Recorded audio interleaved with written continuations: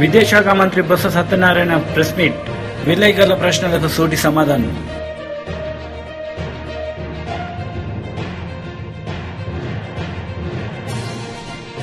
శాసనసభలో రెండో సెషన్ 6వ రోజు సీఎం రేవంత్ రెడ్డి ఫైర్.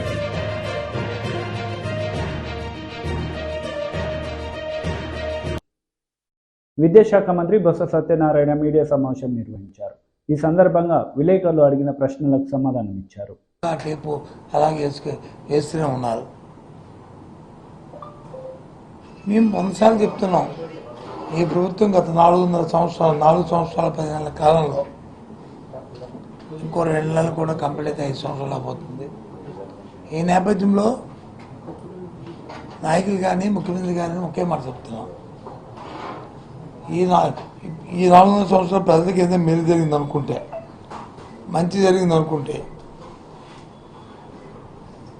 మీ తాలూకా జీవన ప్రమాణాలు పెరిగాయి అనుకుంటే,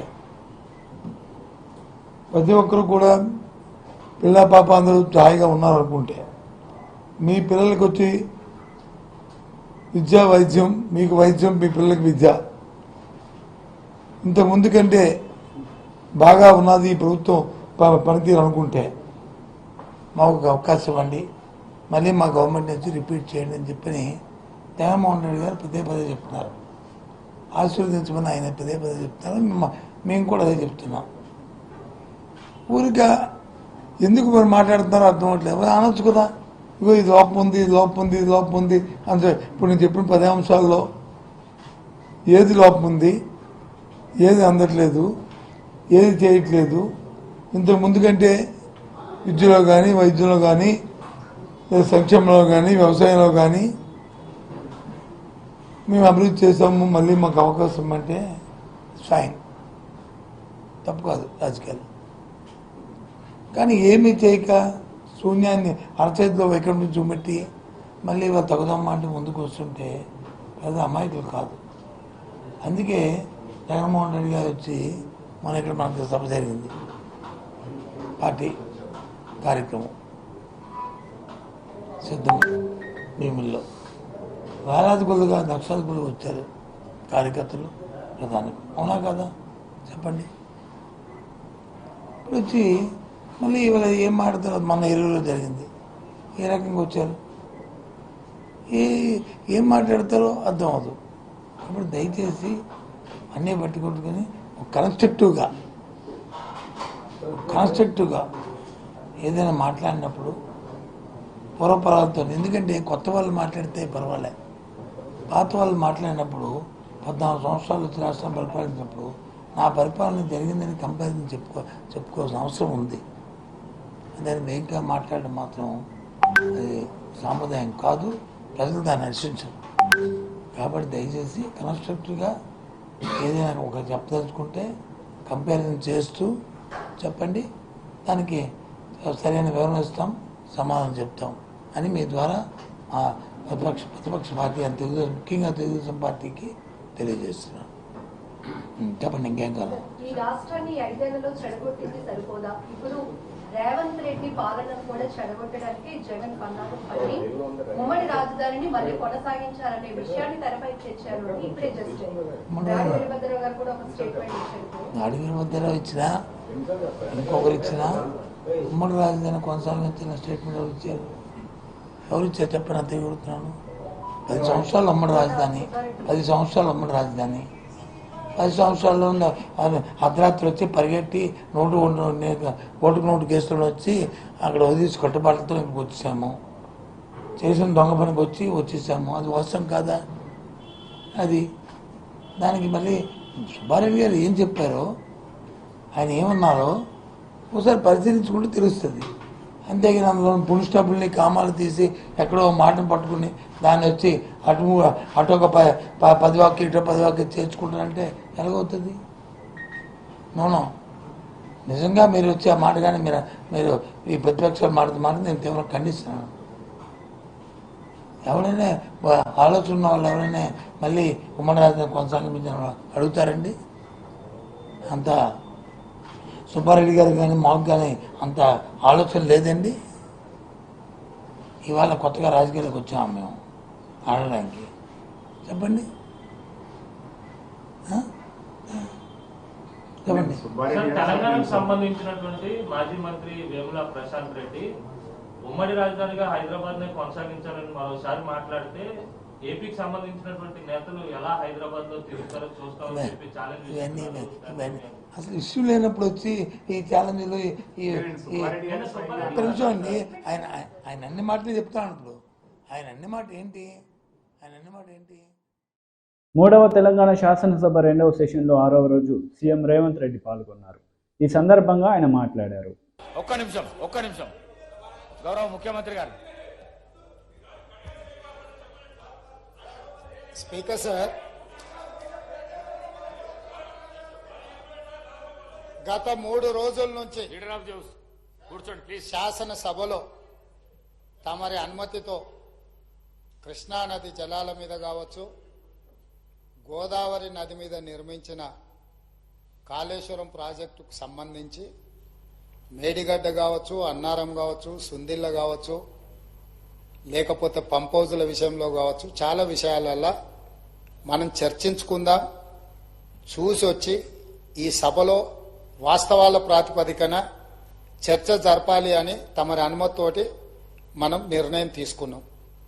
వాస్తవంగా ఈ రైతుల పట్ల, తెలంగాణ సమాజం పట్ల గౌరవం ఉంటే ప్రధాన ప్రతిపక్ష పార్టీ ప్రభుత్వ ఆహ్వానాన్ని దృష్టిలో పెట్టుకొని అందరం కలిసి అక్కడికి వెళ్లి ఆ ప్రాజెక్టులను పరిశీలించి అక్కడ జరిగిన నష్టాన్ని, రైతులకు వచ్చిన కష్టాన్ని అర్థం చేసుకొని ఆ సమస్యకు ఒక పరిష్కారం చూపించే అవకాశం ఉండే. రాకపోను కొత్తగా వచ్చిన ప్రభుత్వమే ఏదో తప్పు చేసినట్టు, ఈ తప్పుకు కొత్తగా వచ్చిన వాళ్ళే బాధ్యత అయినట్టు, అదేవిధంగా పదే పదే భాష గురించి, మాటల గురించి మీరు ఇట్లా అంటుండ్రు, మీరు అట్లా అంటుండ్రు, మమ్మల్ని గౌరవిస్తలేరు అని ఏదైతే చర్చ జరుగుతుందో, మాజీ ముఖ్యమంత్రి గారు నిన్న నల్గొండ జిల్లాలో వాడిన భాష మీద చర్చ చేద్దామా అధ్యక్ష? ఏం బీకనిక పోయినరా అని అడుగుతాడా అధ్యక్ష? మాజీ ముఖ్యమంత్రిగా 10 ఏళ్లు పనిచేసి, కేంద్ర మంత్రిగా పనిచేసి, రాష్ట్ర మంత్రిగా పనిచేసి, శాసనసభ్యుడిగా పనిచేసి, పార్లమెంటుగా పనిచేసి, గొప్పలు చెప్పుకొని జబ్బలు జరుచుకునే ఉద్యమకారుని అనేట ఆయన ప్రధాన ప్రతిపక్ష పార్టీ హోదాలో ఉండి ఒక రాష్ట్ర ముఖ్యమంత్రిని పట్టుకొని ఏం బీకనిక పోయినావు అని అడిగితే, రా ఇప్పటికే ప్రజల్ని పాయింట్ ఊడబిక్కురు, ఉన్న అంగి చొక్కా కూడా ఊడబిక్కాం. ఇప్పటికే తెలంగాణ ప్రజలు మొన్న జరిగిన ఎన్నికలలో మీ పాయింట్ ఊడబిక్కిరు. ఇవాళ ఆ పాయింట్ ఊడబిక్కితే చెప్పుకునే దిక్కులేక బొక్కబోర్ల పడితే బొక్కలు ఇరిగినాయి మీకు. అయినా మీ బుద్ధి మారలేదు. ఒక ముఖ్యమంత్రిని పట్టుకొని ఏం బికనిక పోయినామని అడుగుతారా అధ్యక్ష? ఇది పద్ధత? ఈ రాష్ట్రం 4 కోట్ల ప్రజలు ఓట్లేసి గెలిపించిన ముఖ్యమంత్రిని పట్టుకొని ఏం బికనిక పోయినామని అంటారా అధ్యక్ష? ఇదేనా తెలంగాణ సాంప్రదాయము? ఈ రోజు నేను మళ్ళీ అడుగుతున్నా అధ్యక్ష, ఈ రోజు మేడిగడ్డ మేడి పండులాక కుంగిపోతే మేడిగడ్డల నీళ్లు నింపడానికి అవకాశం ఉందా అధ్యక్ష? ఇవాళ మీరే సాగునీటి పారుదల శాఖ మంత్రులుగా పనిచేశారు కదా. చంద్రశేఖర్ రావు గారు, హరీష్ రావు గారు ఇద్దరు సాగునీటి పారుదల శాఖ మంత్రిగా పనిచేశారు కదా అధ్యక్ష. ఈ రోజు వాళ్ళకే పెత్తనం ఇస్తాం, వాళ్ళనే చేయమని ఉండ్రి. ఈ రోజు ఏ రకంగా మేడిగడ్డలో నీళ్లు నింపుతారో, మేడిగడ్డ నుంచి నీళ్లు ఎత్తి అన్నారంలో పోస్తారో, అన్నారంలో నుంచి సుందిలలో ఎట్లా పోస్తారో బాధ్యత వాళ్ళని తీసుకోమని ఉండ్రి అధ్యక్ష. మొత్తం కుంగిపోయి కుప్పగూలిపోతుంటే ఈ రోజు అక్కడ నీళ్లు నింపడానికి ఏమాత్రం అవకాశం లేక పూర్తిగా ప్రాజెక్టు దెబ్బతిని ఖర్చు పెట్టిన 94,000 కోట్ల రూపాయలు వృధా అయిపోయి ఈ రోజు మొత్తం ప్రాజెక్టే దెబ్బతిన్న పరిస్థితుల్లో ఈ రోజు ప్రజల దగ్గరికి వెళ్లి సమాధానం చెప్పుకోలేక శాసనసభకు రావాల్సిన ఉపనాయకుడు ఇక్కడ సభలోకి రాకుండా పారిపోయి ఈ రోజు చర్చ చేద్దామంటే రాకుండా ముఖ్యమంత్రి గారిని పట్టుకొని ఇట్లా మాట్లాడొచ్చా అధ్యక్ష? అందుకే నేను ఒకటే మాట అడుగుతున్నా, మీరు ఇవాళ చర్చకు సిద్ధమైతే పిలువండి.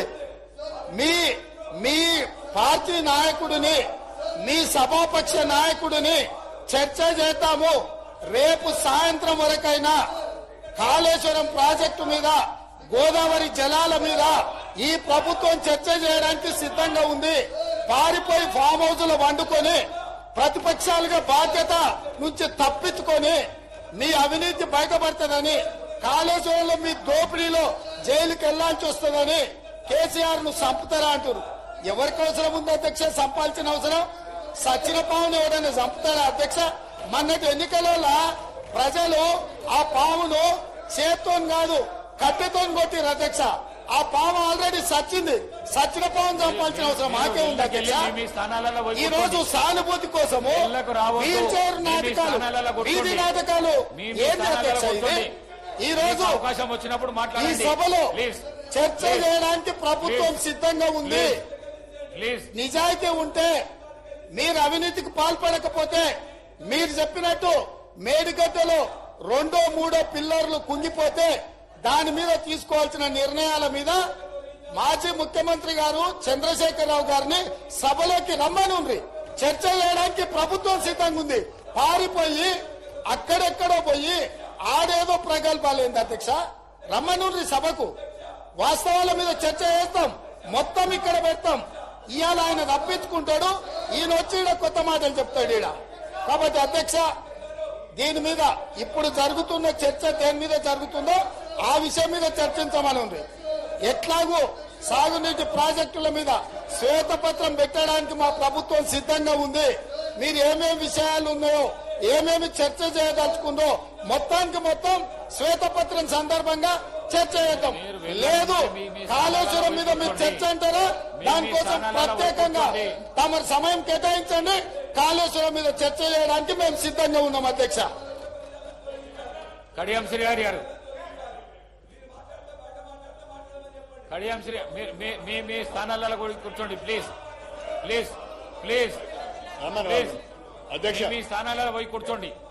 మీ స్థానాలలో పోయి కూర్చోండి ప్లీజ్. ప్లీజ్ ప్లీజ్ ప్లీజ్ వెళ్ళకు రావద్దు దయచేసి. ఈ ప్రాక్టీస్ బాగలేదు, వెళ్ళకు రావద్దు ప్లీజ్. అధ్యక్ష, గౌరవ ముఖ్యమంత్రి గారు సభ సెక్రటేరియట్లో రాజీవ్ గాంధీ విగ్రహం పెట్టాలనే నిర్ణయాన్ని వెంటనే విరమించుకోవాలని పల్లా రాజేశ్వర్ రెడ్డి డిమాండ్ చేశారు. ఈ సందర్భంగా ఆయన మాట్లాడారు. ఖచ్చితంగా ఆ మా డిమాండ్ చెప్తున్నాం. దానికి ఎదురుగా ఏదైతే అమరవీరుల స్తూపానికి మరియు సెక్రటేరియట్ కి మధ్యలో ఉన్న జాగాలో మేము నిర్ణయించిన విధంగా, తెలంగాణ ప్రజలు వాంఛించిన విధంగా ఆ విగ్రహాన్ని పెట్టాలి. ఖచ్చితంగా దాన్ని విరమించుకోవాలి, రాజీవ్ గాంధీ విగ్రహాన్ని విరమించుకోవాలని చెప్పేసి మేము కోరుతూ ఇవాళ ముళ్ళ కంచెలు తీసేస్తామని ఇక్కడ సభ్యులకు కూడా ముళ్ళ కంచెలు వేసిండ్రు. ఇలా అసెంబ్లీ ఎదురుగా 3 రెట్ల కంచెలు వేసిండ్రు. 1000 మంది పోలీసులు ఉన్నది 3000 మంది పోలీసులు పెట్టిండ్రు. అనేక మంది ఇలా మార్షల్స్ తోని, ఇలా పోలీస్ వ్యవస్థతోని 3 రెట్లు పెంచి ఇవాళ ఏదో పరిపాలన చేద్దామనుకుంటున్నారు. ఎక్కడ ప్రజాపాలన, ముళ్ళ కంచెల పాలన, పోలీసుల పాలన, ఇవాళ వాళ్ళ యొక్క అహంకార పాలన, దీన్ని నశిస్తూ ఖచ్చితంగా రేపు కానీ ఎప్పుడు కానీ స్పీకర్ గారు గుర్తించాలి. మా మాట వినడానికి, మా యొక్క వాయిస్ పోవడానికి అవకాశం ఇవ్వాలని చెప్పి కోరుతూ, కనీసం ఇక్కడ మాది పోవడానికి కూడా ఇవ్వలేదు కాబట్టి దాన్ని ఖండిస్తూ జై తెలంగాణ. మాజీ ఎమ్మెల్యే ధూళిపాల నరేంద్ర కుమార్ మీడియా సమావేశం నిర్వహించారు. ఈ సందర్భంగా పలు అంశాలపై ఆయన మాట్లాడారు. తారీఖున ఆయన పొన్నూరు నియోజకవర్గంలో అప్లై చేశాడు. బిఎల్ఓని ఎప్పుడు అపాయింట్ చేశారు? ఇది మీరు ఎవరైనా ఆయన ఇచ్చిన రిఫరెన్స్ నెంబర్ ఆన్లైన్లో కొడితే ఆ రికార్డు మొత్తం దొరుకుద్ది, ఎవరైనా కొట్టచ్చు. 13/10/23 ఆయన పొన్నూరు నియోజకవర్గంలో ఓటు కోసం పెడితే బిఎల్ఓని 4/11/23 బిఎల్ఓకి వచ్చింది. అదే బిఎల్ఓ 4/11/23 రోజే వెరిఫై చేశాడు. చేసి 9/11/23 కల్లా ఆయన ఓటు యాక్సెప్ట్ అయింది. తర్వాత ఆయనకు ఒక ఎపిక్ నెంబర్ క్రియేట్ అయింది. ఇది పొన్నూరు నియోజకవర్గంలో ఆయన అప్లై చేసిన, ఆయన ఏదైతే నేను ట్విట్టర్లో పెట్టి నేనేదో సచ్చీలుండి నేను ఫామ్ 7 పెట్టా అని చెప్తా ఉన్నాడో, ఆయన పెట్టిన అప్లికేషను ఏ రోజు పెట్టాడు, ఏ రోజు బిఎల్ఓ కి వెళ్ళింది, ఏ రోజు బిఎల్ఓ అప్లోడ్ చేశాడు, అప్రూవ్ చేశాడు, ఏ రోజు దాన్ని అప్లోడ్ చేశాడనే సంపూర్ణమైన డీటెయిల్స్, డేట్స్తో సహా. నేను అడిగేది ఒకటే, ఆయన మాటల్లోనే తీసుకుంటే పొన్నూరు నియోజకవర్గంలో ఆయనకు ఓటు వచ్చింది. మరి ఫామ్ 6లో ఎవరైనా, ఈ భారతదేశంలో పుట్టిన ఎవరైనా సరే ఫామ్ 6 మనం అప్లోడ్ చేసినప్పుడు ఒక డిక్లరేషన్ ఇస్తాం. ఈ భారతదేశంలో మనం పుడితే మనం ఓటు కావాలంటే ఫామ్ 6 పెడతాం. ఆ ఫామ్ 6లో మనకి ఇచ్చిన డీటెయిల్స్ అన్ని పెట్టి మనం చివర్లో ఒక డిక్లరేషన్ ఇస్తాం. ఇది మేము సృష్టించింది కాదు అయ్యా క్యాంప్ క్లర్క్ గారు, ఇది ఎలక్షన్ కమిషన్ ఆఫ్ ఇండియాకు సంబంధించిన ప్రొఫార్మా. ఇది ఈ ప్రొఫార్మాలో ఏం చెప్తా ఉన్నారు, నీ డీటెయిల్స్తో పాటు చివరిలో మనల్ని డిక్లరేషన్ ఇవ్వాలి. దీనికి ఏమని, నేను మొట్టమొదటిసారి ఓటు కోసం దరఖాస్తు చేస్తున్నా, నా పేరు ఎక్కడైనా అసెంబ్లీలో కానీ పార్లమెంట్లో కానీ నాకు ఎక్కడ ఓటు లేదు, నేను మొట్టమొదటిసారి అప్లై చేస్తున్నానని చెప్పి డిక్లరేషన్ ఉంటుంది. తర్వాత దానిలోనే ఈ డిక్లరేషన్లోనే పాయింట్ 5కి వెళ్తే ఏముంటుంది, I am aware that making above statement or declaration in relation to this application which is false, which I know or believe to be false or do not believe to be true is punishable under section 31 of Representative of People's Act of 1950 with imprisonment for term which may extend to 1 year or with fine or with both. అంటే నేను ఇచ్చిన సమాచారం తప్పైతే section 30 representative of people act కింద నా మీద చర్యలు తీసుకోవచ్చు. ఈ సెక్షన్ ద్వారా 1 సంవత్సరం జైలు శిక్ష కానీ లేదా ఫైన్ కానీ లేదు 2 వేసే అధికారం ఉంది అని చెప్పి ఆయన పెట్టిన ఫామ్ 6 డిక్లరేషన్లోనే స్పష్టంగా ఉంది. నేను అడుగుతా ఉన్నా, మరి పొన్నూరు నియోజకవర్గంలో ఓటు కోసం ఫామ్ 6 మీద ఆయనది సజ్జల రామకృష్ణారెడ్డి గారు, ఆయన సతీమణి లక్ష్మి గారు, ఆయన కొడుకు సజ్జల భార్గవరెడ్డి గారు, వారి అమ్మాయి దీపిక అనేది ఒక పేరుంది అమ్మాయి కోడలు, వీళ్ళందరూ ఫామ్ 6 అప్లికేషన్స్ ఎవరు పెట్టారని నేను ప్రశ్నిస్తా ఉన్నా. మీరే కదా, మీరు సంతకాలు పెట్టకుండా పొన్నూరు నియోజకవర్గంలో ఫామ్ 6 అప్లికేషన్స్ అయితే రావు కదా. మీరు అప్లికేషన్స్ పెట్టిన తర్వాత మాత్రమే ఈ అప్లికేషన్స్ అన్ని పొన్నూరు నియోజకవర్గంలో ప్రాసెస్ అయినాయి. నేను అడుగుతా ఉన్నా, ఇప్పుడు మేము ప్రశ్నించి బయట పెడితే మమ్మల్ని విమర్శిస్తున్నారు. 13/10/23 పొన్నూరు నియోజకవర్గంలో మీరు ఓటు కోసం అప్లై చేస్తే అదే సోకాళ్ళు కుటుంబం సజ్జల రామకృష్ణారెడ్డి గారు, శ్రీమతి లక్ష్మి గారు, సజ్జల భార్గవరెడ్డి గారు, ఆ అమ్మాయి పేరు నవ్య, మోతే నవ్య గారు, మళ్ళీ మా BJP leader Muralidhar Rao press meet నిర్వహించారు. ఈ సందర్భంగా ఇరు పార్టీలపై ఆయన మండిపడ్డారు. ఒక పార్టీ సవాలు విసిరినటువంటి నాయకుడు, రాజకీయాల నుంచి అవసరమైతే నేను సన్యాసం తీసుకుంటానని చెప్పిన నాయకుడు, కంక్లూజివ్గా నా దగ్గర మొత్తం కూడా ఫ్యాక్ట్స్ అండ్ ఫిగర్స్ ఉన్నాయి, దోపిడీ దొంగను జైల్లో వేయడానికి అవసరమైనటువంటి సామాగ్రి అంతా నా దగ్గర ఉంది అని ఒక ప్రతిపక్ష నాయకుడిగా, ఒక పార్టీ అధ్యక్షుడిగా మాట్లాడిన తర్వాత, ప్రజా తీర్పు పొందిన తర్వాత, ముఖ్యమంత్రిగా మారిన తర్వాత, ఈరోజు తానే స్వయంగా నిర్ణయం తీసుకునేటువంటి అధికారం పొందిన తర్వాత 60 రోజుల తర్వాత తీర్పు వచ్చిన తర్వాత 60 రోజులు ప్రమాణ స్వీకారం తీసుకున్న తర్వాత, ప్రభుత్వం ఏర్పడిన తర్వాత 60 రోజులు సుమారుగా ప్రభుత్వం నడిపిన తర్వాత ఈ నాటకం డ్రామా ట్రూప్ ఇక్కడి నుంచి పట్టుకొని పోయి కాళేశ్వరం మేడిగడ్డ విజిట్ ఎన్నికల ముందు ప్రచారంలో రాహుల్ గాంధీ వెళ్ళడం జరిగింది. అంతకుముందు ఈ నాయకుడు కూడా పోవడం జరిగింది. ప్రభుత్వం ఏర్పడ్డ తర్వాత మంత్రి నాయకత్వంలో కూడా, ఇరిగేషన్ మినిస్టర్ నాయకత్వంలో కూడా విజిట్ చేయడం జరిగింది. ఈ విజిట్లు జీవితకాలం గడుపుతాయా?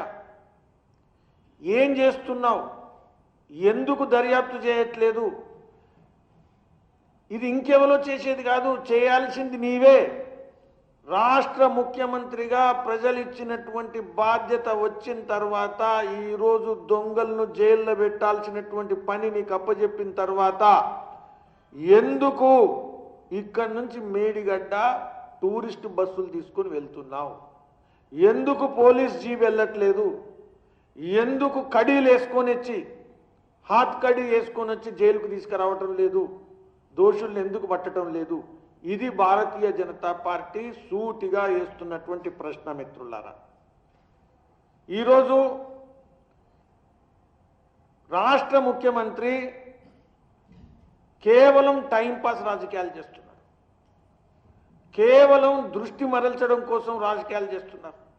వాస్తవంగా మాట్లాడితే చిన్నప్పుడు మేము చూసేది ఊర్లలో బాలనాగమ్మ నాటకం లేకపోతే రామలీల ఇవి నడుస్తున్నప్పుడు స్టేజ్ మీద కొట్లాడుకుంటారు, స్టేజ్ వెనుక కలిసి చుట్ట తాగుతారు. వీళ్ళంతా కూడా స్టేజ్ ముందట కొట్లాడుతున్నారు, స్టేజ్ వెనుక చుట్ట తాగుతున్నారు. కాబట్టి కలిసి వీళ్ళు పార్ట్నర్సు. వీళ్లకు అన్యాయము అవినీతిని అంతం చేసేటువంటి చిత్తశుద్ధి లేదు.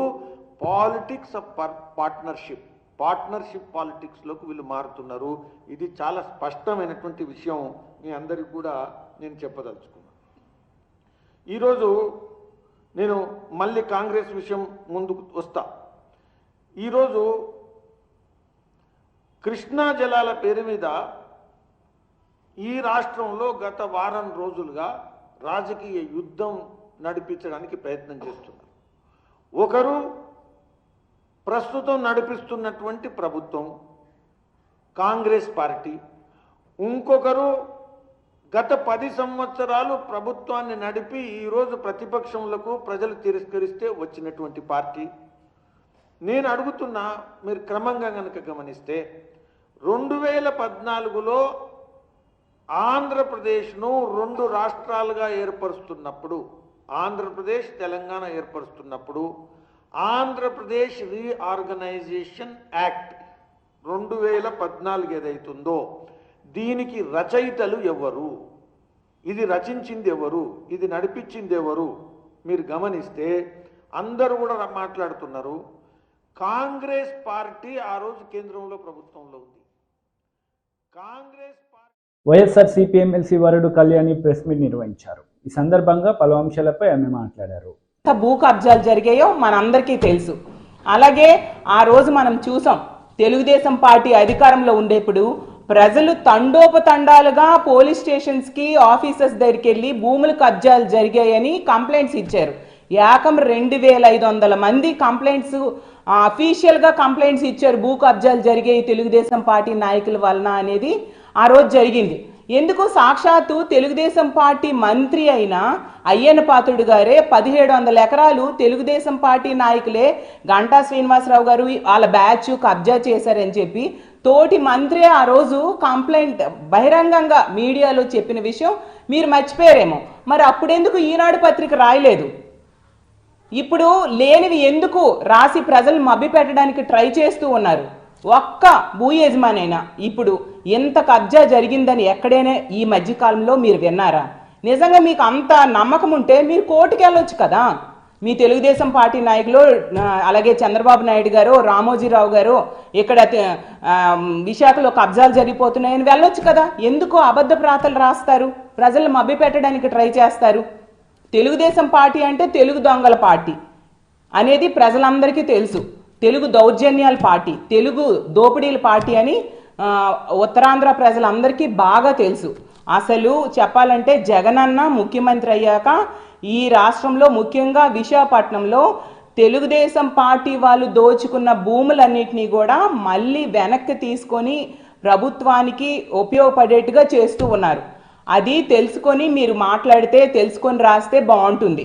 మనం తీసుకుంటే జగనన్న ముఖ్యమంత్రి అయ్యాక మండలాల వారీగా అనకాపల్లిలో 2.3 ఏకర్స్, ఆనందపురంలో 104 ఎకరాలు, అచ్యుతాపురంలో 0.28 ఎకరా, అలాగే భీమునిపట్నంలో 58 ఎకరాలు, గాజువాకలో 50 ఎకరాలు, ఇలా మొత్తంగా తీసుకుంటే గోపాలపట్నం, కసింకోట, నర్సీపట్నం, అలాగే పద్మనాభం, పరవాడలో 32 ఎకరాలు, పెదగంట్యాడులో 0.4 ఎకరా, అలాగే పెందుర్తిలో 16 ఎకరాలు. ఇవన్నీ కూడా జగనన్న ముఖ్యమంత్రి అయ్యాక తెలుగుదేశం పార్టీ వాళ్ళు దోచుకున్న భూముల్ని మళ్ళీ వెనక్కి స్వాధీనం చేసుకున్నారు.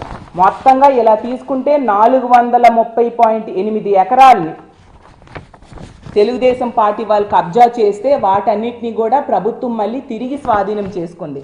అంతా ప్రజల పక్షాన ఉన్న party YSR Congress party, YSR Congress party నాయకులు, అలాగే వైఎస్ఆర్ కాంగ్రెస్ పార్టీ అధినేత, అలాగే మన రాష్ట్ర ముఖ్యమంత్రి అయిన జగన్మోహన్ రెడ్డి గారు. అసలు జగనన్న ముఖ్యమంత్రి అయ్యాక ఎంత అభివృద్ధి చేశారు?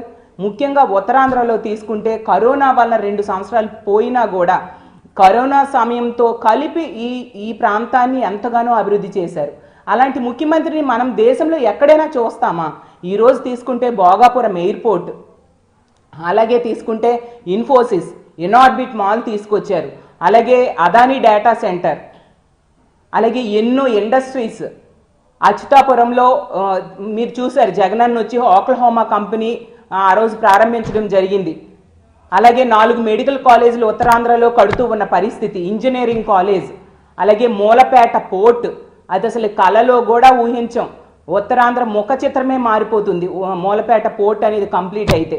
అలాగే శాశ్వతంగా ఎన్నో ఏళ్ళుగా సమస్య అయిన ఉద్దానం కిడ్నీ ప్రాబ్లంలు కూడా జగనన్న ముఖ్యమంత్రి అయ్యాక శాశ్వత పరిష్కారం ఈరోజు చూపించారు. 700 కోట్లతో తాగునీటి పథకాన్ని తీసుకురావడమే కాకుండా 85 కోట్లతో 200 పడకల హాస్పిటల్, క్యాన్సర్ రీసెర్చ్ సెంటర్ కూడా తీసుకొచ్చి వార్తలు ముగించే ముందు ముఖ్యాంశాలు మరోసారి. విద్యాశాఖ మంత్రి బొత్స సత్యనారాయణ ప్రెస్ మీట్, విలేకరుల ప్రశ్నలకు సూటి సమాధానం.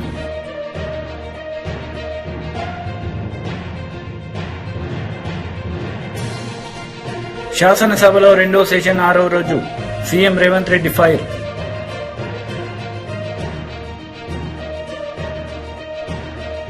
ఈ వార్తలు ఇంతటితో సమాప్తం. తిరిగి ప్రసారమయ్యే వార్తలు మళ్ళీ కలుద్దాం. అంతవరకు సెలవు. నమస్తే.